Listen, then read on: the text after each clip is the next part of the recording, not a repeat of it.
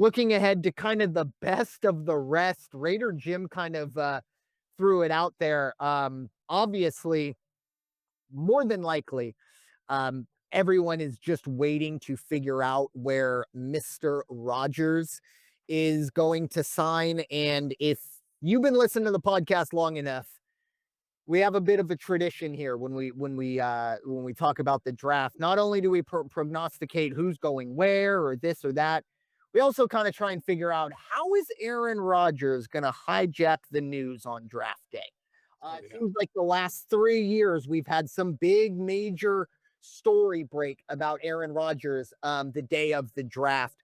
And obviously, I do believe that Aaron Rodgers doesn't want to get Kirk Cousins, which unfortunately has turned into a verb now of signing a big contract and then the team just drafted a quarterback in the first round out from underneath you.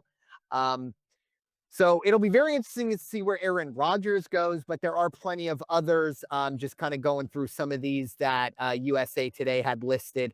Amari Cooper, Stefon Diggs, obviously two wide receivers. I mentioned Aaron Rodgers, Cam Robinson, offensive tackle, and Keenan Allen, still out there. Russell Wilson, also still a free agent, along with J.K. Dobbins. Justin Simmons, who I kind of mentioned earlier. Julian Blackman, a safety, and Tevin Jenkins, a guard. Raider Jim, your thoughts on kind of the rest of the free agents that are kind of be waiting to get snatched up after the draft? Yeah, my list is about 10 days old, so I hopefully none of these people have had things happen. I'm not aware of it. Nick Chubb is still out there. Yeah. And I'm telling you, Nick Chubb wearing silver and black, I'm not hating that. That would be fabulous. Cam Akers is still out there. Hey, get the journeyman out there. Let these guys have a chance. It's you never know what they can do for you. The wide receivers I saw, yeah, Amari Cooper, Keenan Allen. Amari is the ripe old age of 31, and I don't know how that hurts his stock, if it does at all. He's come back from his injuries. I think he still has the route running ability, and he definitely has the hands. So if you want to if you want to strengthen up your receiving, would the Raiders go after him? I don't think so. And quite honestly, going back, I left it off the Raider report when I was doing it.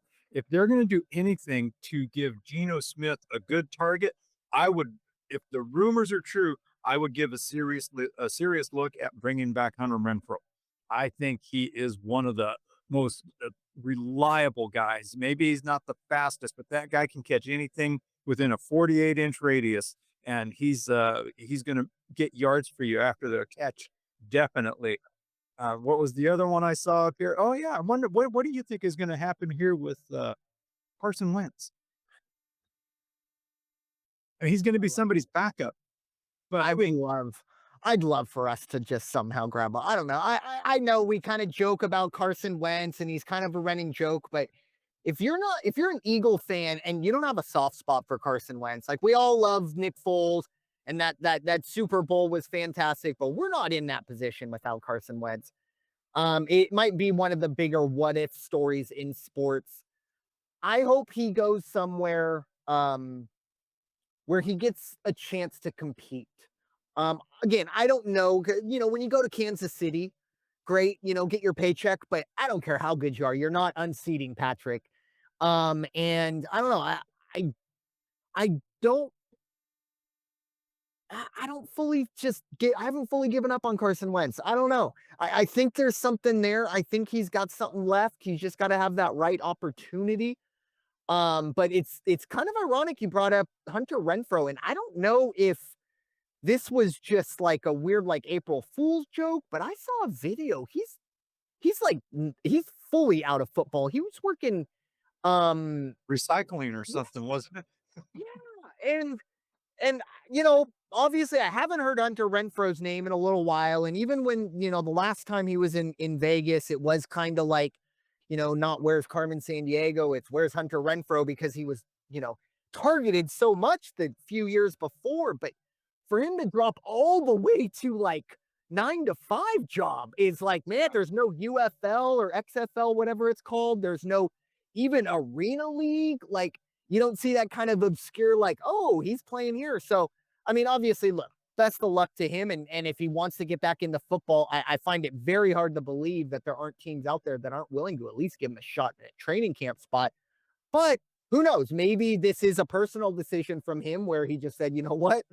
I made some money and I'm gonna kind of go into anonymity, which I completely understand for a lot of these guys. But that's very interesting there. Also, the article I sent and had linked here. Yeah, I just realized I was going through the list. They had Mekhi Becton on there as the best free agents available. I thought this article was written on the April 13th. It was written March 13th. So I apologize if I gave any of those out there, but I'll be honest. NFL free agency is one of the biggest in one ear, out the other. Because for 48 hours, you're like, oh, this guy goes here, this guy goes here. And then we're going to be sitting here week 1 or week 2, week 3. And before we hit record, we're going to look at each other and be like, man, did you know that Najee Harris is on the Chargers? And that's a terrible example because we talked about it in depth. But yeah, there's going to be moments where like, oh, that's right. He's there now. It's such a weird area to dive into, but free agency is it's all right away and then nothing, and it's very difficult to kind of mentally hold on to, especially for us when we've been mentally focused on basketball and all that stuff. But And there's one other name out there, and I don't know. I've got to believe this has to just do with maybe restructuring, fine tuning, uh, some new details of a contract.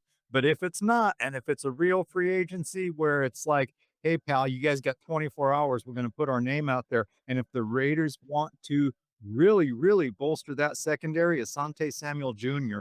is sitting out there, not signed with the Chargers at this time.